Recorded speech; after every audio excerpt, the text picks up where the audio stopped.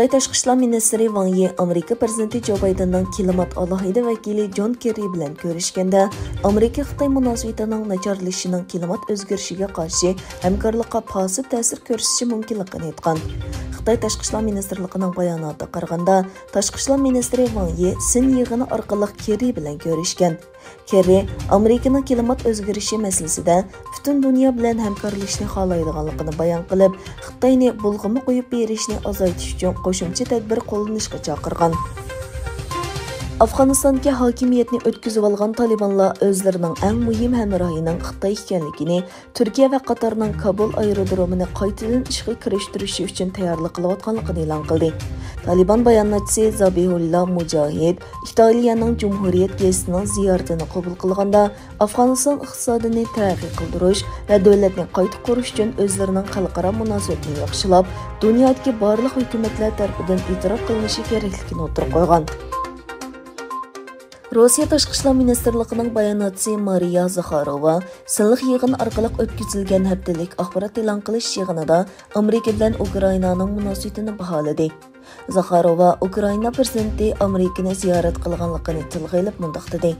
Washingtonning Kiyevni Rossiyaga qarshi qurolli qilib ishiltishi oldin faraz qilg'ili bo'ladigan va qayg'uli oqibatlarni keltirib chiqarishi mumkin dedi.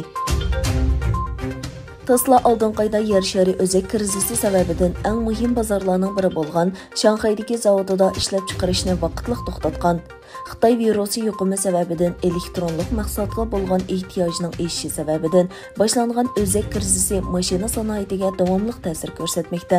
Tesla'ning bildirishicha, o'zak yetishmaslik sababidan 8-oyda Xitoydagi ishlab chiqarish liniyasi 4 kun to'xtatilib qolgan.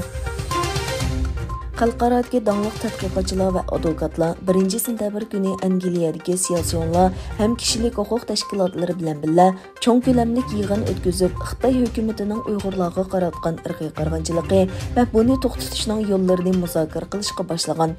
Angliyaning Newcastle universitetida o'tkazilgan bu yig'in hozirga qadar Uyg'ur irqiy qirg'inchiligini tema qilgan ko'lam jihatdan eng cho'ng yig'in bo'lib hisoblangan.